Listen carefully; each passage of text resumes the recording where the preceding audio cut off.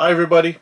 In today's oddity, I'm going to share about a game that is not very known, but it's been one of the few times Nintendo has allowed one of its main characters to be published in a system that's not a Nintendo system.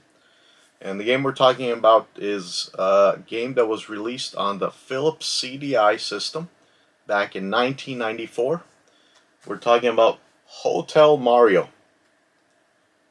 And in this game, you get to go through and get rid of the Koopas and Bowsers from 7 different hotels around the kingdom.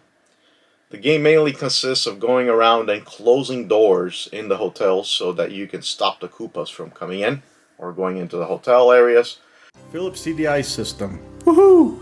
One of the first CD-based media systems. So you gotta love this game.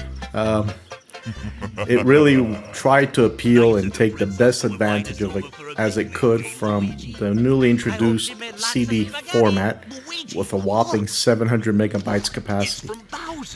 Now, this cutscene definitely breaks with all previous Nintendo games that they had at the time in some of the presentations. And you gotta love the voiceover and some of the comedic effects that they had in here. And here's a classic. Mario's making direct reference towards the game's instruction manual so that you can take a look at the instruction manual. So you can do a 1 or 2 player game. Honestly, I haven't tried the 2-player part. You have to go through all the 7 different kingdoms, but really the only difference you're going to notice between one kingdom to the other are the graphics, but the gameplay is pretty much the same. So here you go, elevators, and you're going through and closing the doors. You can hide inside the doors temporarily so that a Koopa can walk by.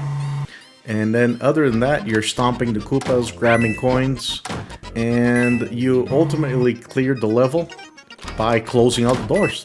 That's it. That's the whole objective of this game. To go and close doors.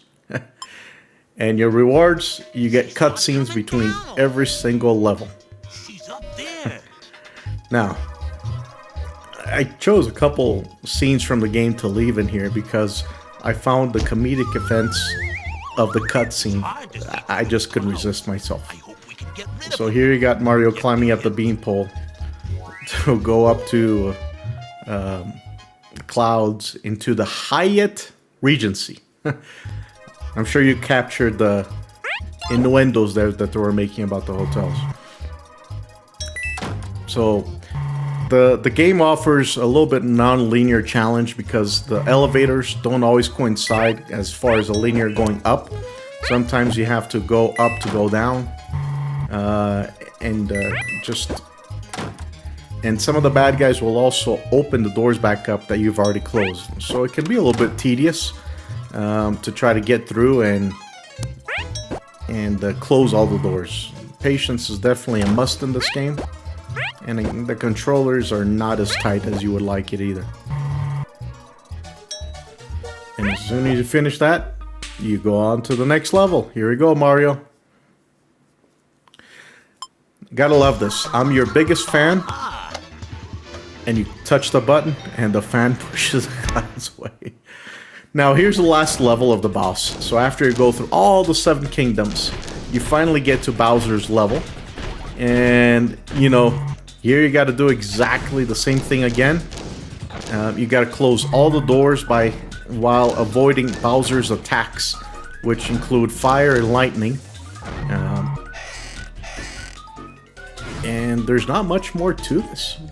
It's just a matter of patience and timing going through and closing doors. And as soon as you close all the doors, that'll be the conclusion of the game. There's no jumping on Bowser like some of the other Mario games. All you do is close doors. And here, we're about to beat the game. We just got 2 more doors to close. Wait for Bowser to come out.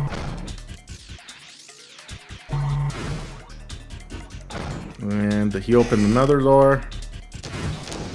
Boom! You beat Bowser. And you beat the game. This is definitely one of the worst Mario games there is out there. But it's definitely a piece of history and nostalgia. And you get rewarded with this cutscene by the princess thanking you for saving him. And Mario gets his well-deserved kiss. So does Luigi. And she thanks also the player. And folks, that's it for this game. We're the best player ever. Now, I have to read a little bit of the comments that says in here as far as some of the key characteristics of the game. It counts with full motion, full screen animation, original music, CD quality audio and sound effects, and touchpad controller recommended. So this game was right at the pinnacle debut of the CD type media into games, and there was a big rush out there to get games into a CD format and explore some of the content or some of the capabilities of a CD quality or CD format. So the audio quality is definitely an enhancement for compared to some of the previous cartridge systems of the time, but also the animation. Now they could do richer animation because CDs could hold a lot more data than the cartridges could at that time. Definitely a collector's item. Nowadays the game is rated as by reviewers, and a lot of people have tried it, as pretty bad, but it definitely has its place in history as a staple event. An oddity for sure. Here's how the back looks. Hope you enjoyed this oddity section, and please provide your thoughts and comments in the video section. Thanks for watching.